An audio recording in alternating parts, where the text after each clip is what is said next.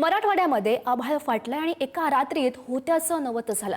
सोलापूरच्या माढा तालुक्याला सीना नदीच्या पुरामुळे मोठा फटका बसलाय। शेतीचं नुकसान झालंय, घरं बुडाली आहेत आणि संसार उघड्यावर पडलाय। आता नेमकं जगायचं कसं हे सांगताना स्थानिक महिलांचा बांध फुटला, त्या दरम्यानची दृश्य।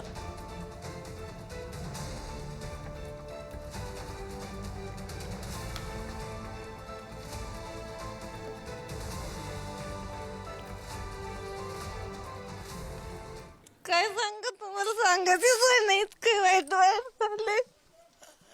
काय म्हणजे काय सुद्धा राहिलं नाही घरात, खरं म्हणजे सगळं भिजले पावसानं, काहीच राहिलं नाही।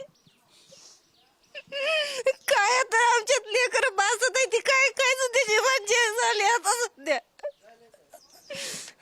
बारकी सगळं काय म्हणजे काय सुद्धा राहिलं नाही बघा तरी, घरात जाऊन सगळं अंगाच्या कपड्याची बाहेर निघलं, सगळं काय म्हणजे काय सुद्धा राहिलं नाही। सगळं माणसं वाहून पाण्यातच गेलंय, कपडे सुद्धा राहिली नाही ते लेकरांची सुद्धा घालायची। सांगायसारखा शब्द सुद्धा शिल्लक राहिलेला नाही। आज आमच्या बलुते वस्तीमध्ये पूर्ण नेस्तानाबूत जो म्हणतो तशी अवस्था आहे आमच्या गल्लीची। आज आमच्या गल्लीचे जवळपास 30-35 कुटुंब आहेत, त्यांना खायला अन्न नाही, राहायला कपडे लत्ता काहीच शिल्लक राहिलेला नाही।